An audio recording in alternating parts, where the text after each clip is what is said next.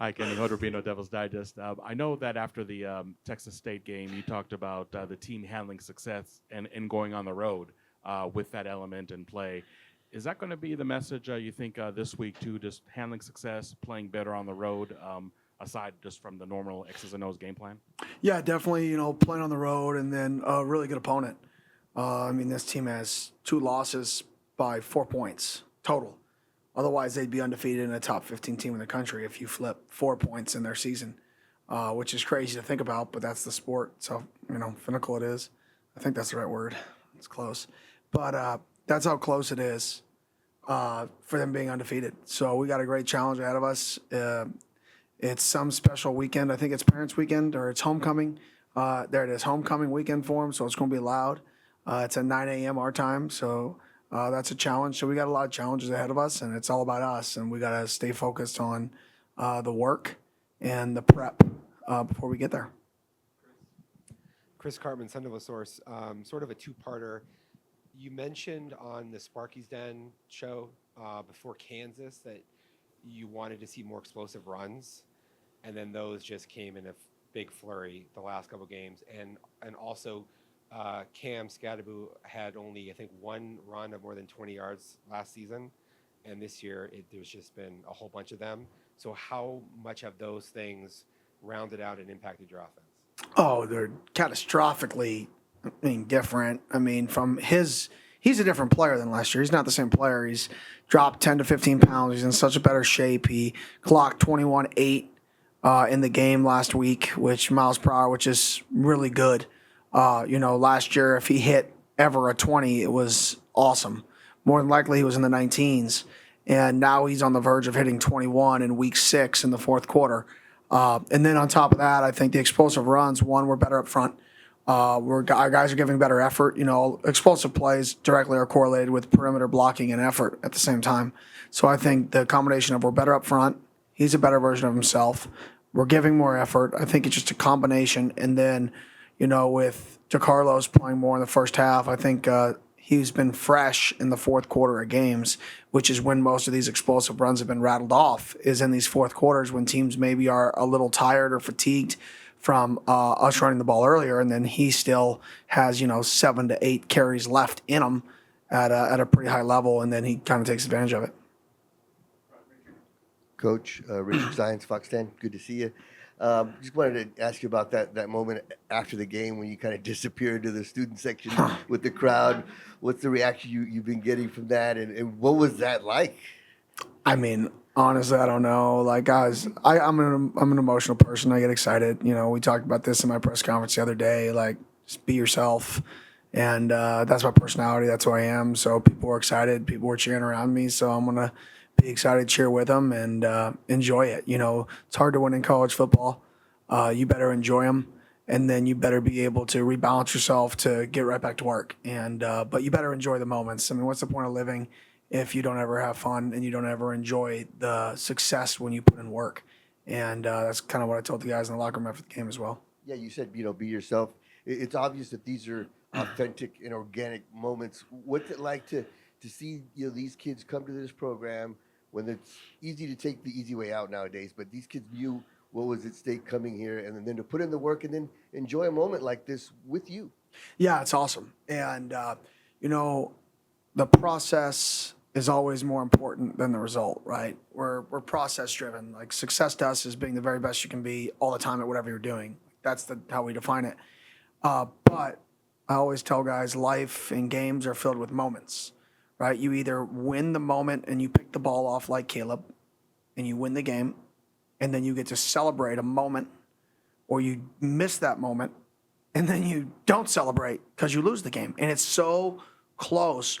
But if you get distracted with are you good or bad based off of a few moments, right, then you're going to wind up losing a lot more than you should win.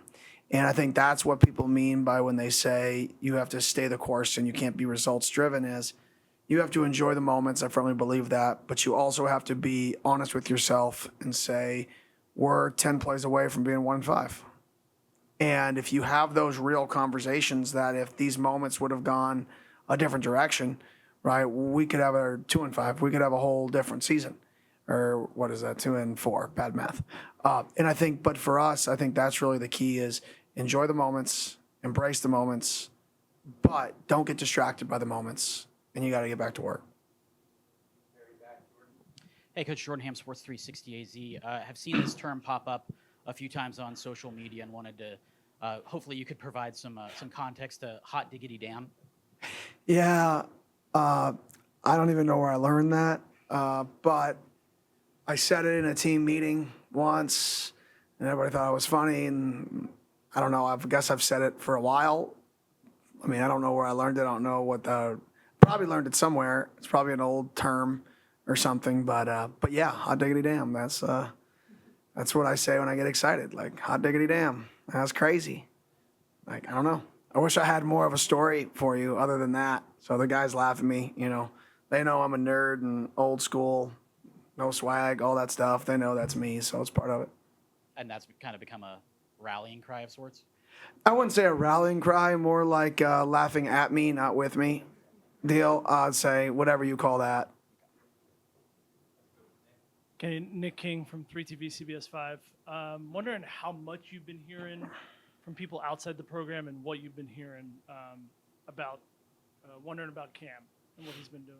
Oh yeah, I mean people are fired up about him. Obviously how hard he plays and the plays that he's making, specifically in the fourth quarter of games.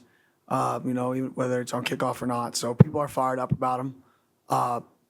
Cam knows I'm probably going to be his hardest critic, and I'm probably going to be the person that's hard on him the most of anybody. So I don't really tell him all the good things people say.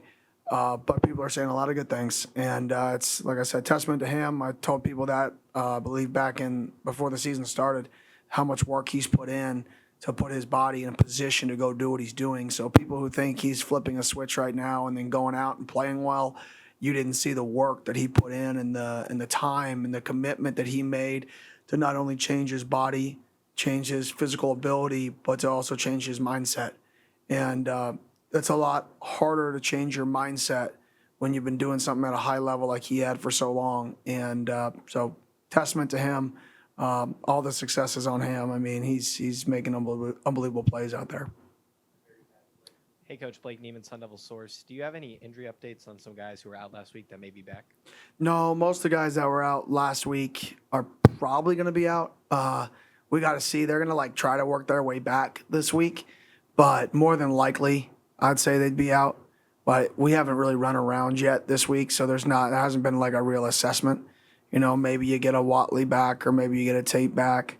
Potentially no chance on Raleek yet. There's not worth it with a bye coming up. So maybe you get those guys back depending on how they feel. But leading up into a bye, you never want to, especially some certain types of injuries, you never want to, ever force a kid in. But you definitely want to play a little bit conservative when you can get 2 extra weeks after to maybe get somebody completely healthy for the long haul. Coach, obviously the 2 interceptions by Caleb, the interception by Keith. I know last season talked about, it took a little bit to get turnovers and they come in bunches. But looking back, obviously, to the first game, the Wyoming game, the first touchdown of the season being a defensive touchdown.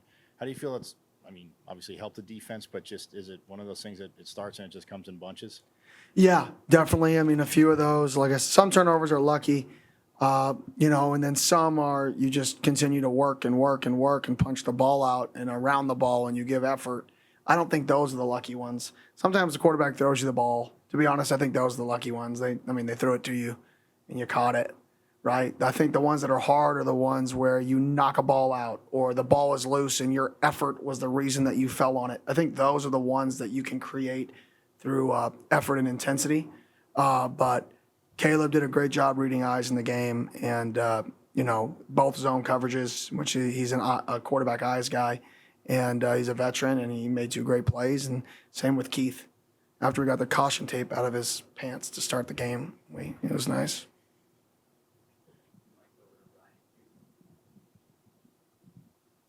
That wasn't a joke. He had caution tape in his pants. Hey, Coach. Ryan Myers, Devil's Digest. You guys were just outside the top 25 this week, got some votes for the first time this season. Have you taken any thought to that kind of stuff, and have you heard any player chatter about where you guys kind of sit now that you're getting closer and closer to those rankings? Yeah, I really don't care. I truly don't care. I mean, the only thing that could possibly make me care is recruits may care. Other than that, I really don't care at all. I really don't even talk about I don't even talk about winning with our guys ever, or records ever. Never have, never will. Like, I don't go into a meeting, oh, we're 5-1. This is now so much more difficult of a task trying to get to 6 in the bowl. We'll never talk about results. We always talk about the process of how to be successful. Repeat, repeat, repeat, repeat, repeat. And if you continue to do that, you're going to continue to have really fun moments. If you get lost in the moments, your fun moments are going to disappear and the bad moments are going to show up more. So let's just stay focused on us and stay focused on the process. To kind of follow up with that, then, how do you feel about this game in terms of like the Utah game, in terms of like where you guys have kind of elevated as a program and that kind of like yardstick of like, oh, maybe we're at this portion now, we've hit a different hump now? Yeah, I think that's a good question. I think for us, it just shows that we're in the right direction. I think when I always say Utah, in my opinion, is a standard, what I mean is their top to bottom consistency to sustain success and sustain a high level program is impressive. And that's the part when I say, they're the model. It's not, oh, you can't beat a Utah team. It is, how do you consistently be a team that's always upper echelon, consistently be a team who wins 5 or 6 games at home every year because the crowd is so loud. Teams have to go on silent cadence. Every single play, you have to be on silent cadence when you're in those stadiums, and there's a direct relationship between that and winning. And how do you create sustainability with your coaching staff and your assistants? They've created that, and that's what's created their sustainability. So it's not Utah as the team, it's Utah as the program that they've built. And I definitely think it shows the direction that our team is heading. But we have a long way to go just in general before we can be that program that's years away of stability. Hey, Kenny, Max Pitt, Arizona's family. I just saw you. I know. I ran into you as you're getting out of your car. Talked about this week and specifically the program like Cincinnati with Coach Satterfield and with their quarterback, Brendan Sorsby. Obviously, a lot of people maybe didn't have expectations for Cincinnati coming into the season like yourself in this program, 14th in the conference preseason, but 2nd in offense yards per game, 4th in points allowed. What have you just seen from that team as a whole with what they did last week and especially out of that quarterback? Yeah, I mean, Coach Satterfield does a really good job offensively. He's always done a really good job offensively. Wide zone team, play action shots, move the pocket, move the quarterback, throw to their tight ends, solo their best wide out up and try to win one-on-ones, create angles in the running game. Like, he does a phenomenal job offensively. It's not the wide open spread world. It's not we're going to run it directly at you with the same scheme. It's that schemed up 12 personnel run game stuff, which is a little bit unique in college football. You see more of that in the NFL, in my opinion, than you see it in college. So he does a really good job scheming up his 12 personnel runs with offset fullbacks and locked runs and angles to help, and then that sets up the play action game. And the quarterback is playing arguably as good as any quarterback in our league right now. His efficiency is through the roof.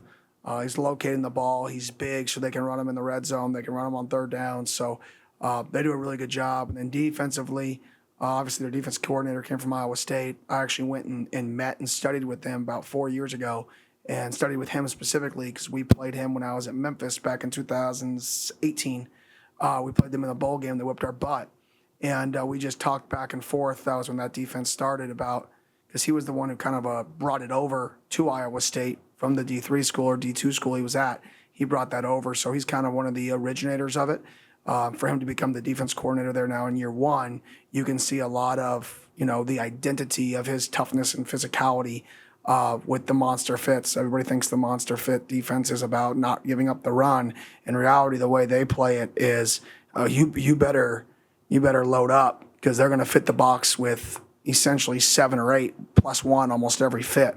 And they may be from depth, but they're going to be violent and they're going to be physical. And kudos to him because he's got those guys playing hard. Hey, Kenny, Damon Allred, Arizona Sports. Expanding off that, with Shaman and Justin both being former Bearcats, are there conversations to be had about their inside perspective as well as their approach going into this week? No, to be honest. Different staff, for them, different defense coordinator. So for me, it's not really the more the conversations is, are can you emotionally handle going back home to play? Like, just do your job. Like that piece of it more than anything for me is like, this isn't about you. This is about us. And I'll eventually have that conversation if I think it's needed. But both those guys, couldn't be happier with both of those guys in our football team. Sometimes when you recruit kids out of the portal, people don't like kids leaving their program. And sometimes, they spill milk and there's not even from coaches, but people around the program or scouts that go there. And both those kids have been nothing but unbelievable workers, unbelievable people, super intelligent, joy to have in the building, impact players on game day. So I couldn't be more fired up that both those guys are on our team and are representing ASU football. There was a lot of talk last week about the challenges that come with playing on a short week. Now that you're on the other side of that, but also have a 9 a.m. game on Saturday, how does that extra day affect the way you are able to prep and get the guys ready for a unique time for them to play? Yeah, no doubt. I mean, if you look at the right now in college football, traveling 3 time zones and the win percentage, like I told our guys, is very, very, very low. If you just looked at that, you didn't even look at the football teams. You just said, who's traveling 3 time zones? And you bet on the other team. You're going to win the majority because it's such a challenge, especially for college athletes who maybe don't go to bed when they should, like a pro athlete does when he's preparing to do that. So for us, we're bumping everything up an hour all week. So Tuesday, everything's going to be an hour earlier. Our meetings, Wednesday, everything's an hour earlier. We're getting out there on Thursday to try to, and then when we get there on Thursday, everything's hour and a half, hour and 45 minutes earlier. So we're trying to get their clock changed starting tomorrow, which means instead of waking up at 5, I get to wake up at 4. So that's exciting. But other than that, we're really trying to negate what you just talked about, that early time frame, by getting their body clock started on Tuesday, not just when we get there early on Thursday. Yeah, Kenny, your depth has been very valuable on the defensive front and linebacker. What have you thought about that? Has it met sort of expectations that you had for the season? And then are there areas where your depth is not quite as solid thus far? Yeah, I definitely feel like the D-line and the linebacker depth has been awesome. Safety depth, even though you can't really rotate safeties as much. But the D-line and the linebacker depth has been huge for us. We've almost lost one D lineman for one game, or at least a portion of a game. I think we've everybody but Elijah, for the most part, has been out at some point, and we haven't skipped a beat. And that's a testament to the depth.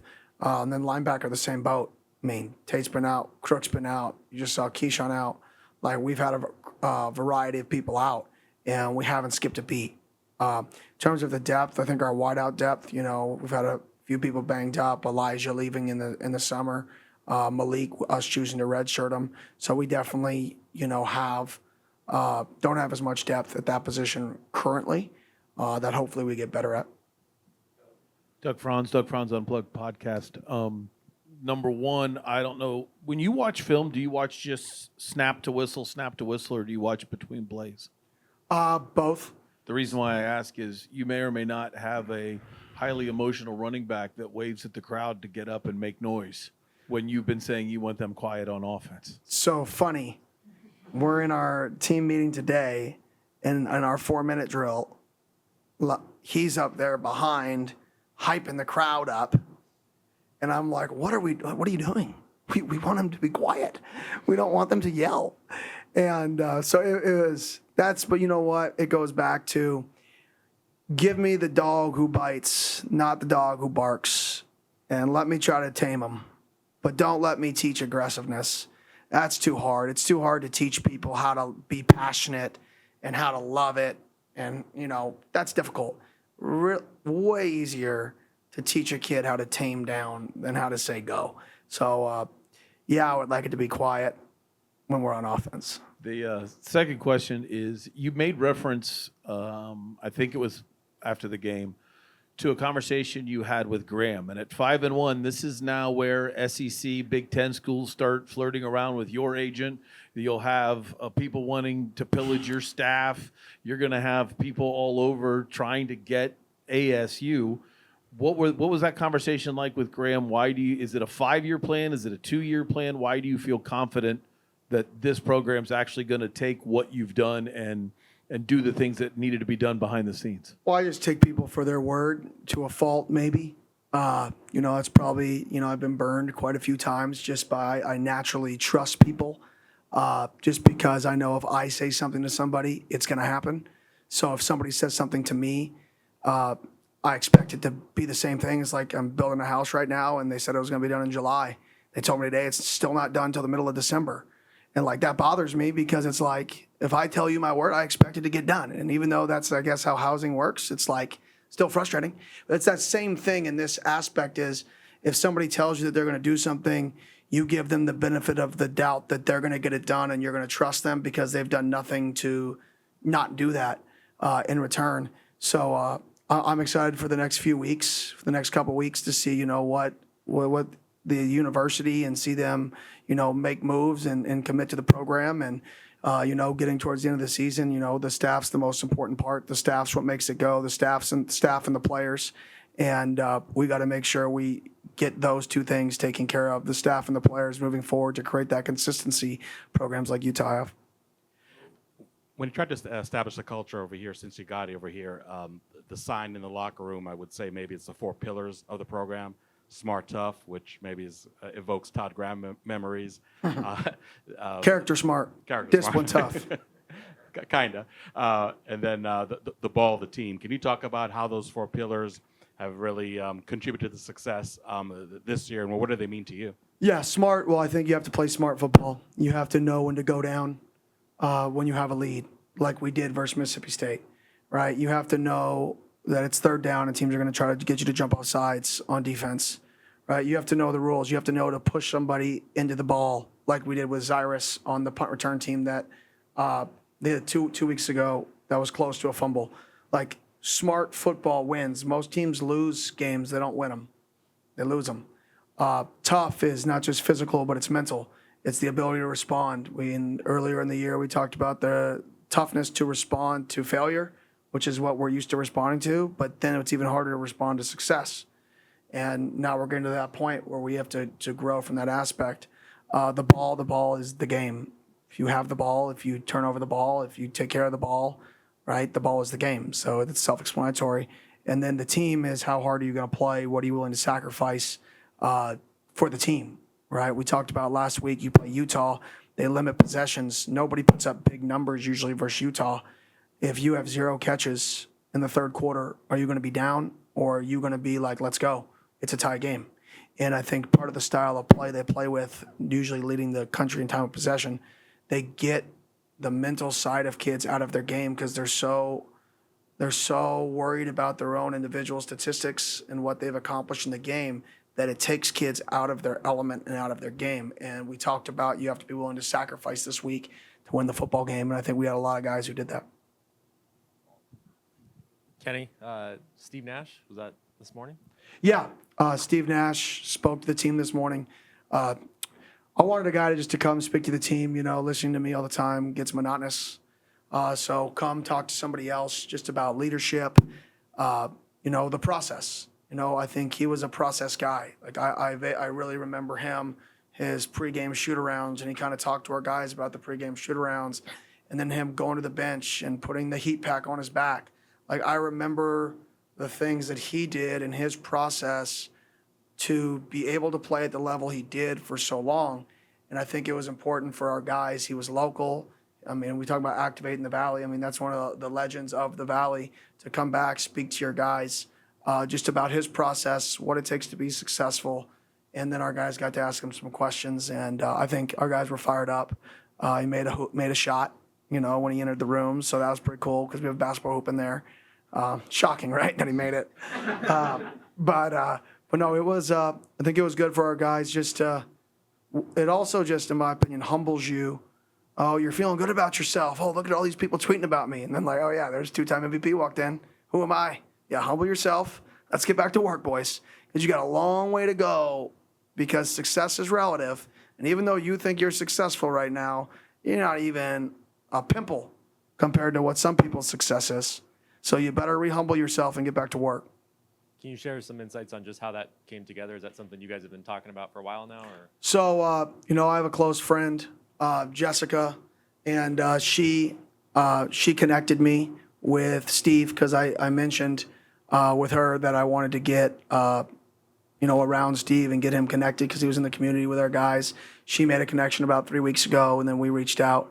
And then, obviously, he said he wanted to come talk, so I said this would be a good day, and it was perfect. I think it's perfect timing. I think his message was perfect, and thank you to Jessica for helping connect that because that was, I think, really cool for our guys. Thank you. Hey, Coach Tuckerson at Cronkite News. Can you just talk about kind of the linebacker core coming up in a lot of big moments this year and what you think is behind all that? Yeah, well, that's one of the groups that's never on list. Very similar to the O-line group. The two groups that are never on list in our program are O-line and linebackers. Never on an academic list. They're never late, always early. They always give effort. So I think it's a testament to Coach Cooper and the leadership in that room because it's not ironic. It's not a surprise to me when they make good plays because that group puts in the work.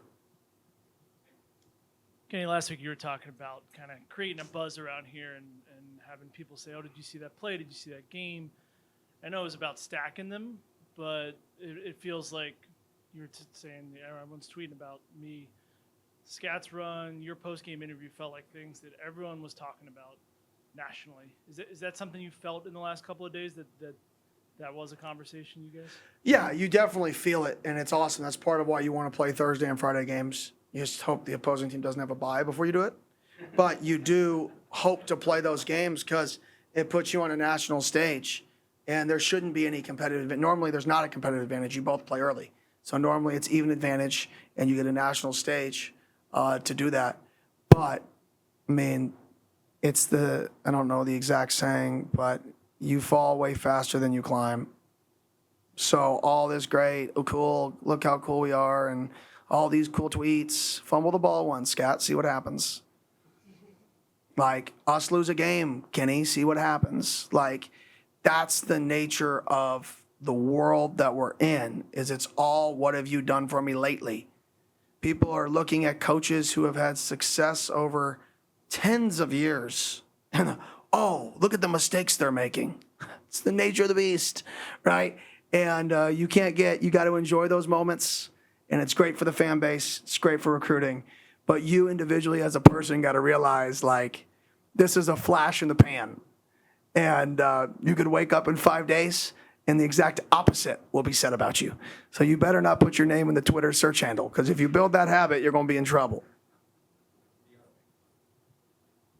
How you doing, Coach? DeAndre, Cronkite News. What type of impact has players of your Tillman Leadership Council had on the success of your team this year? Oh, vital. We meet with those guys once a week. I get a beat on how their bodies feel for practice. I get a beat on what guys that they think, may need me to come meet with them and chop it up and make sure they know that they're valued, because sometimes people get lost, throughout a season and they need to be talked to. And those guys help me with that. Those guys help me in terms of setting the tempo of the team. I can say what the standard is, but the standard that I set should always be the minimum expectation. It's those guys that set the real standard. And I think guys like X, Shamari, CJ Fight, Leaf, I could go on, Sam Levitt, Trenton Bourget, Melquan Stovall, like all of those guys set a standard in practice and prep and how they work that your best players set it. And those guys are setting a high standard and other people have to reach it. I felt at times last year our best players didn't set our highest standard. And when your best players don't set your highest standard, then you have no chance. And this year I think our best players are working the hardest and they believe. They believe in the process. They believe what we're doing is right. And I think part of that is because they have a say in what we're doing. Bottom line, take a little more ownership when you're the one who wants to do something. When I approve the schedule with you every week and you're like, yeah, that looks good, well, then it's on us It's not me. We're in this together. We're doing this. It's a different mindset. Hey, Coach Douglas Santos, Sun Devil Daily. Talking about those leaders, X obviously had to sit out last season. Now this year, a leader on defense. What have you seen the growth in him as a person and as a player? Yeah, he's just more vocal this year. Obviously, you can't be vocal when you're on the sidelines. Like, you got to actually play the game. And him as a player, he's just more comfortable. I think he's a little faster than he was last year. Last year, he was lifting more than he was practicing and playing. So naturally, you get a little bit stiffer. I think he's gotten looser throughout spring and throughout fall camp. Lost a little bit of weight by design, which is good to be a little bit more. He moved from boundary safety to free safety, which was a good move for him because he's got a really good knack for the ball. And he's made a lot of open field tackles that could have gotten loose for big plays. So I just think his overall flexibility and mobility is better. And then his leadership of he's passionate, he cares a lot. I mean, a lot.